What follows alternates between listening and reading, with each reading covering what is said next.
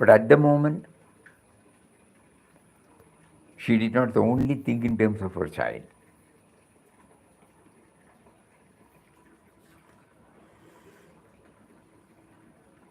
Then comes how the downward fall comes. Slogan number 62.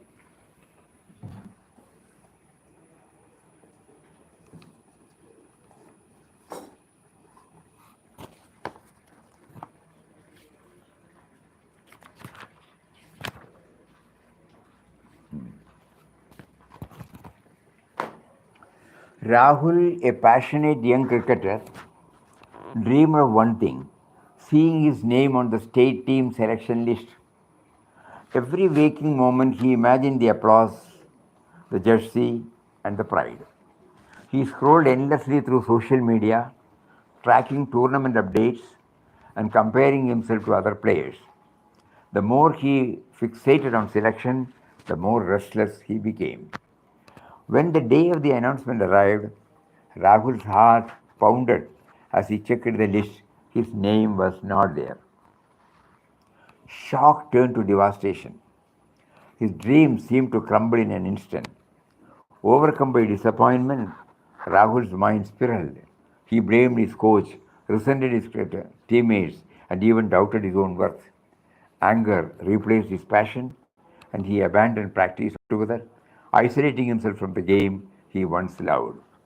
Rahul's journey mirrors the warning Krishna gives in chapter 62. Dhyayate Vishayan Pumsa Sangasthesho Vijayate Sangat Sanghajayate Kamaha Kama Krodha Vijayate Krodho Vijayate. While contemplating the objects of the senses, a person develops attachment to them. From attachment, desire is born. From desire, anger arises.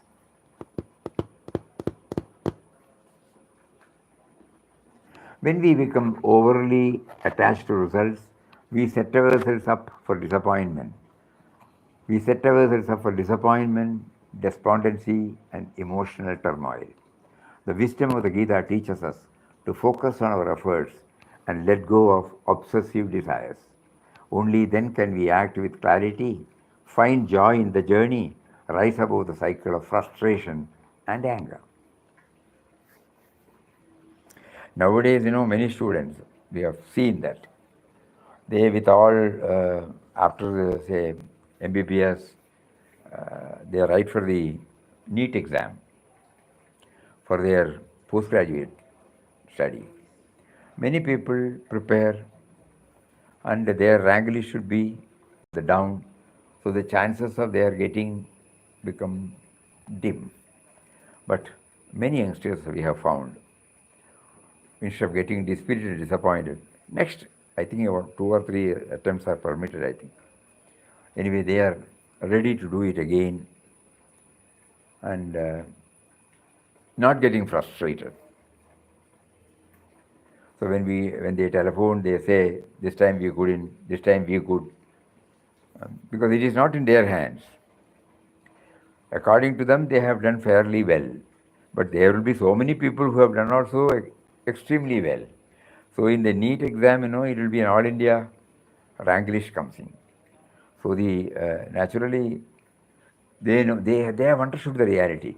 Instead of getting frustrated, because so many lakhs of people are writing. I may be thinking that I have done well. There may be somebody who has done better than me, and they number more. Naturally, so this reality we have seen. There may be many students who also get frustrated like this cricketer.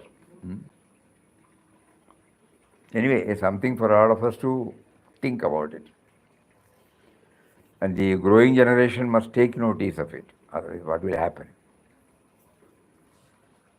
Malice. Ananya was a bright, cheerful student until the day she noticed her classmate flaunting a brand new smartphone. The sleek device captivated her mind. She couldn't stop thinking about it, imagining how much easier her life would be with all its features. Soon she was dropping hints at home, showing her parents' advertisements, endlessly scrolling through online phone models. As days turned into weeks, Ananya's simple wish grew more powerful attachment. She became restless, her thoughts consumed by the idea of owning their phone. When her parents gently refused, explaining it was not necessary, Ananya's longing transformed into an anger. She argued, sulked, and withdrew from family conversation. Even her studies began to suffer as her mind was clouded by disappointment and resentment. Ananya's experience is a living example of the same sloga, Dhyayato Vishayan Pumsa. That means while contemplating the objects of senses, a person develops attachment. From attachment, desire is born. From desire, anger arises. Her unfulfilled desire led to emotional imbalance, demonstrating how unchecked longing can spiral into frustration and disrupt our peace. True contentment comes not from possessions, but from mastering our desires, emotions, overcoming malice, a lesson Ananya learned the hard way and a timeless truth from the Bhagavad Gita. Thinking ill of others by malice, So that's why she distanced herself from the parents. Nowadays it's so everywhere it happens.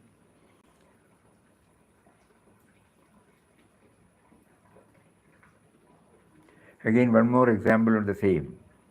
Suresh, a diligent mind-level executive, found his thoughts increasingly occupied by the prospect of upcoming promotion. Day after day, he imagined the applause at the office, the boost in pay, and the new respect he would command. The more he dwelled on these thoughts, the more emotionally attached he became to the idea of promotion. Soon Suresh began comparing himself to his colleagues, measuring his worth against theirs. The anticipation turned into longing, and longing into a fixed expectation. When the announcement finally came, it was not Suresh but a colleague who was promoted. The news hit him hard. His desire, now unfulfilled, quickly morphed into bitterness and resentment. He found himself resenting his colleague, doubting his own abilities, and his motivation at work plummeted. Suresh's decline was not due to the missed promotion itself, but because of how deeply he had internalized and identified with his desire. His fixation on the outcome led to emotional turmoil, just as Krishna warns in the same chapter. Suresh's story is a powerful lesson. When we allow our minds to be consumed by desire and attachment, we set ourselves up for disappointment and emotional unrest. The Gita teaches us to focus on our actions and let go of obsessive attachment to results. True peace and productivity come from mastering our desires, not from external achievements alone. Suresh's experience is a reminder that our greatest challenges are often within. Learning to manage our desires and emotions is the real key to lasting fulfillment and success. So when we keep on reading, the examples on the same sloga, the tangible gain is that, it gets rooted in us.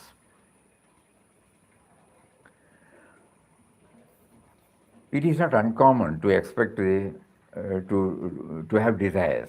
Everybody will have some desire. But when we go through this, we will not give undue attachment to the desire. We will try our level best for the fulfillment of the desire. But at the same time, when we start understanding the reality that is happening in and around us, that everything need not necessarily be in the way in which we desire, then we will not be upset.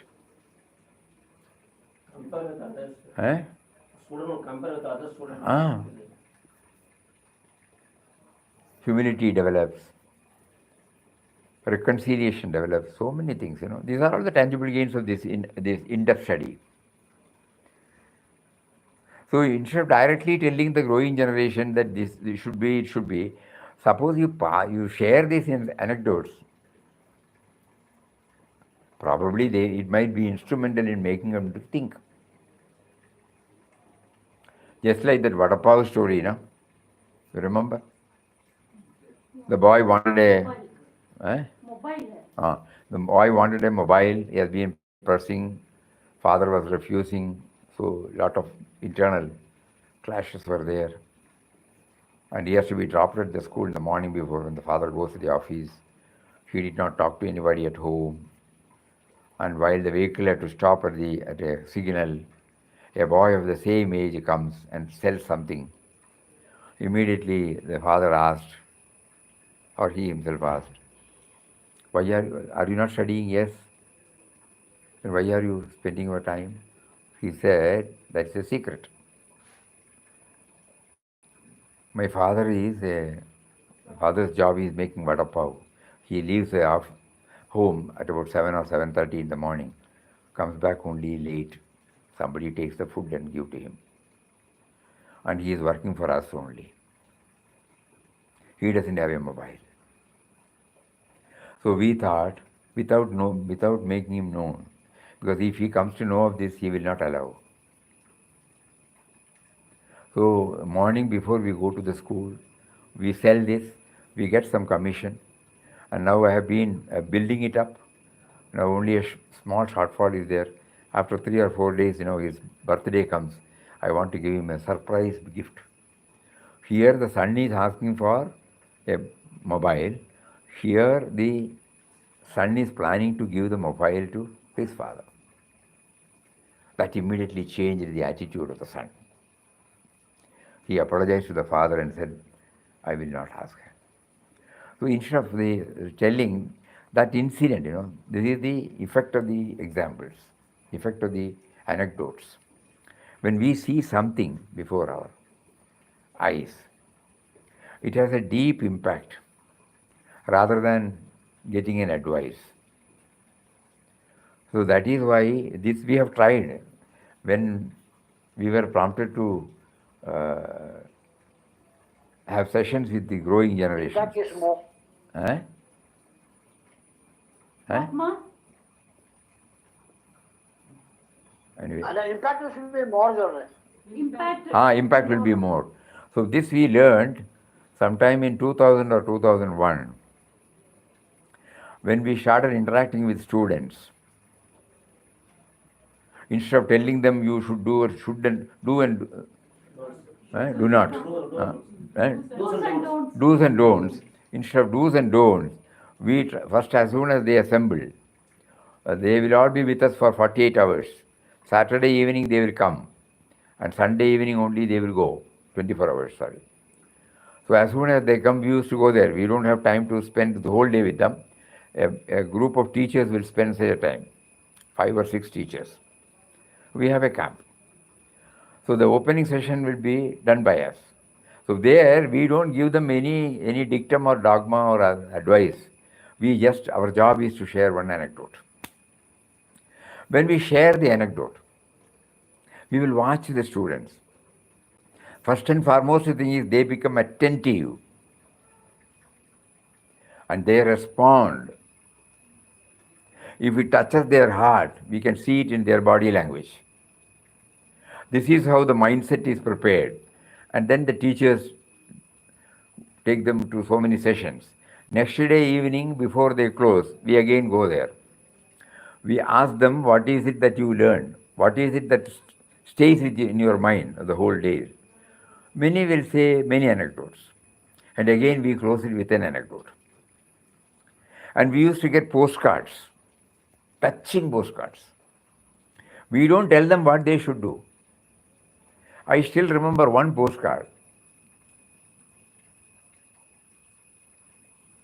The boy has written, one day after coming from the school, mother asked me to go to the bazaar and buy something for household articles.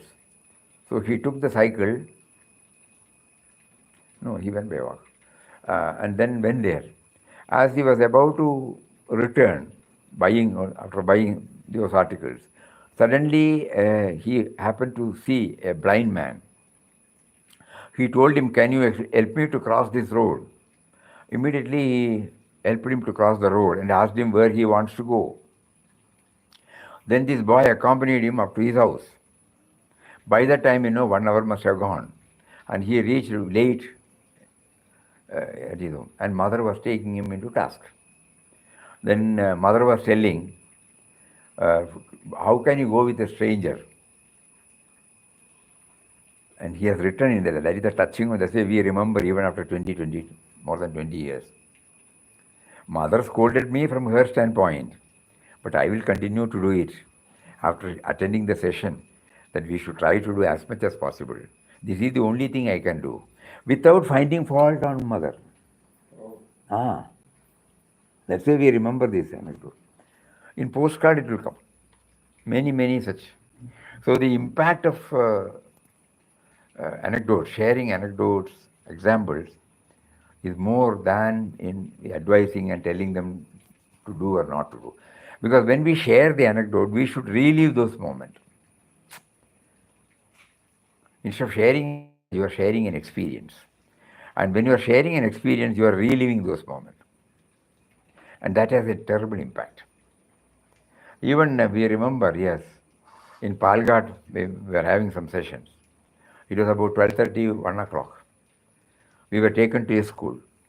Then we said it is lunchtime, students may not be attentive. But the teacher, who does not subscribe to any of these ideas, he said, having come, you share, doesn't matter, my children will hear. So at that time, when they were about to go for their lunch, we shared one anecdote. Many were in tears. And when we stopped, thanked them for their patient hearing, nobody got up. The teacher was also moved. He said, I am watching my children for the first time, so receptive, so attentive, so disciplined. Then we said, this is what we are trying. The moment you say something you should do or should not do, that's a different thing. But when you share an anecdote which has touched your heart, we repeat it because that is the touchstone, whether it has touched our heart. Because of receptivity. Then it will naturally touch everybody's heart.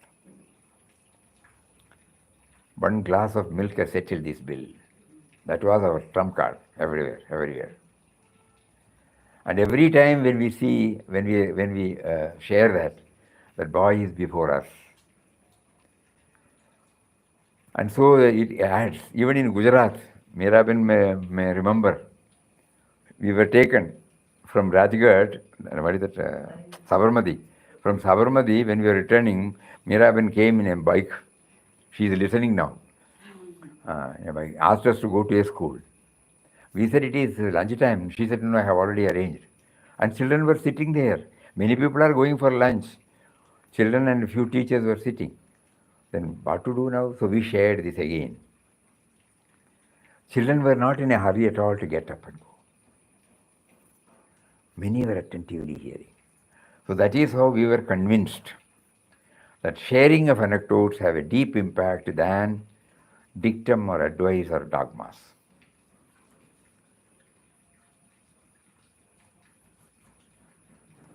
Miraben, you remember? Yes, Swamiji, I remember. Yes. From Sabarmati, we went to the school. And it was wonderful experiences. Yeah. Children were You, so happy. you came in a cycle and told me. Yes.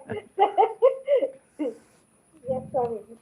So one more on this same, the second sloka, the decline, up to anger we came, then how anger again makes us to slide down. Anger leads to clouding of judgment, which results in bewilderment and memory. When memory is bewildered, the intellect gets destroyed. When the intellect is destroyed, one is ruined. Ravi was known as one of the brightest students in his class, admired by teachers and peers alike. But one fateful exam day, everything changed. In the middle of the test, an invigilator accused Ravi, wrongly of course, of cheating. Shocked and humiliated, Ravi's emotions boiled over. Without thinking, he shouted angrily at the teacher, stormed out of the exam hall, slamming the door behind him. In the heat of the moment, Ravi forgot everything his teachers had ever advised about patience and self-control. Later, as the anger subsided, regret set in, but the damage was done.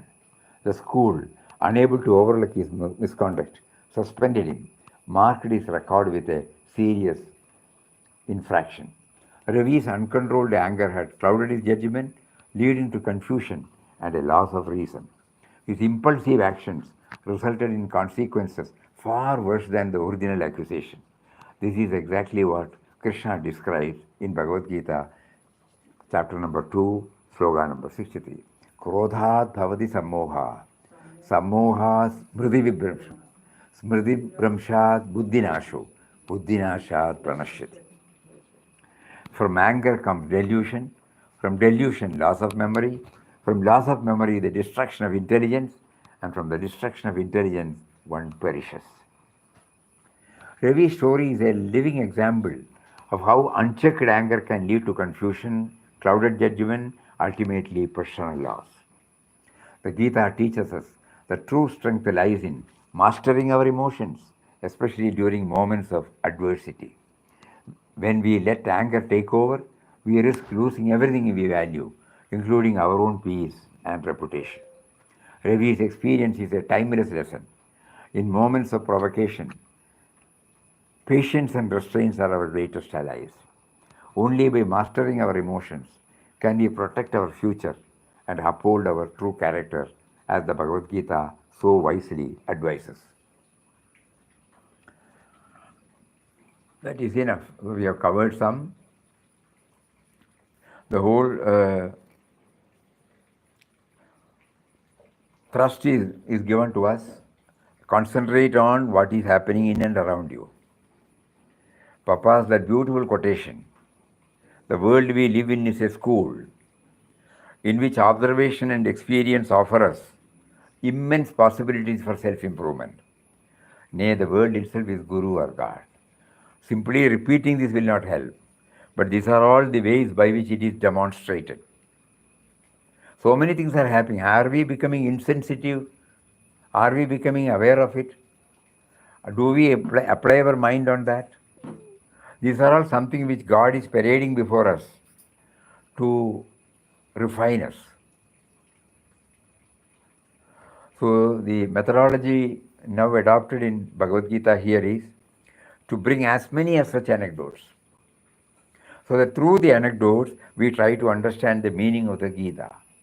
Because nobody knows Gita.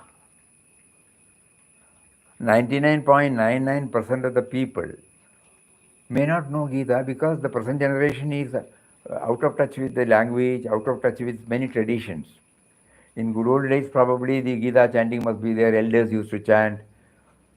There will be sessions on Gita, Satsang will be on Gita. Moral study class. So many things were there. All those things are fading now, which we should know. Swamiji, Ah, a book is there about illustrated Bhagavad Gita for children. oh, I'm now started that for my granddaughter. ah, She is liking it. She's going to be 7. very good. Illustration. Each chapter says Arjuna was distressed, and then the path of knowledge, etc., etc. Okay, so that has to be done. Our own examples, we are able to teach her. Like Correct. Otherwise, what happens is, it will be in the shelf only. Not that we don't revere. Not that we don't revere. Anybody who has got Swamiji, this... I think you should also do something for the children, Swamiji. Because we are all very old now, it is too difficult to change. For the children, it is their future. The same thing can be done for same thing can be conveyed to children. Yes. With illustrations. let us see how Papa takes us further. Now we have to prepare the product first, We are still in the anvil. Now for the past 4 months we have been trying to bring out a product before it is released to outside. So now it is slowly emerging. We tried. Now from 1 to 18, 2 and 18, we have 20 examples. The rest of the chapters, we have selected 10 examples. So altogether, we have got 200 examples for 200 slokas. If that comes out, it has to be, a little more polished. the formatted. So still it is going on. Our reading itself is only as a process of refining it. When we read, we get, oh, this should be added, that should be added, this should be made clear. So these are all in the process. So when once we are ready with the product, then we will start thinking how it can be disseminated through various agencies, individuals, organizations, everything. And now that Papa will do magic, Swamiji. Papa will do magic. And now we know, somebody has pointed about the illustration. If after some time somebody also makes a caricature for each and every Yes, Swamiji. example, Yes, please. it will be an added attraction for the Yes, yes. LP, UP school students. Yes, yes. So it might help. That's also a good suggestion. Because everybody will want to have something visual now. And nowadays we are passing, so something will start. So first of all, we should have the what is to be given to them perfect. So we have not still reached where our mind says it is perfect. So we are still. Yoga Karmashu Kaushalam. Yoga Karma. We are trying, and let us see how it goes. So 200 exam, at least now in the past, more than 200 we have got, but we are now limiting for the sake of putting it in an order, 200, to make it as perfect as possible. And then when once it is over, we will try to pass it on to institutions who are desirous of disseminating Srimad Bhagavad Gita. And also to some students we will try. We are making an effort now. Here in Kanjangad, we had a first meeting with some friends. About 60 people turned up, and then we presented. They were all enthused. So again, on the next Sunday, we are going to have second meet. We will evaluate whether the methodology adopted by us is okay or not. We told them frankly, we have no idea, we have no clue. This is what is stuck to us. What do you feel? And the 2-hour session, it was very, very attentive. They were very, very attentive. And when we asked them, should we go ahead, everybody said in one voice, we should go ahead. So that is why every month we should meet. So first Sunday we will meet. That is how the beginning is being made for elders. Of course, they are not old people, either middle-aged or youth are there. Students were also there, yes, students were also there. So let us see how it gets shaped. Hari Om, Hari Om, Hari Om. Om Shri Ram, Jai Ram, Jai Jai Ram. Om Shri Ram, Jai Ram, Jai Jai Ram. Om Shri Ram, Jai Ram, Jai Jai Ram. Om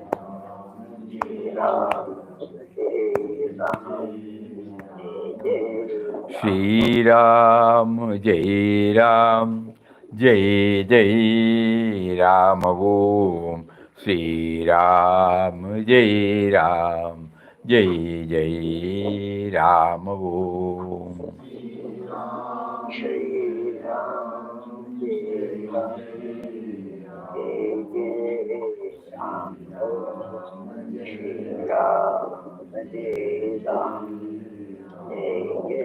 Shri Ram, Jai Ram, Jai Jai Ram. Om Shri Ram, Jai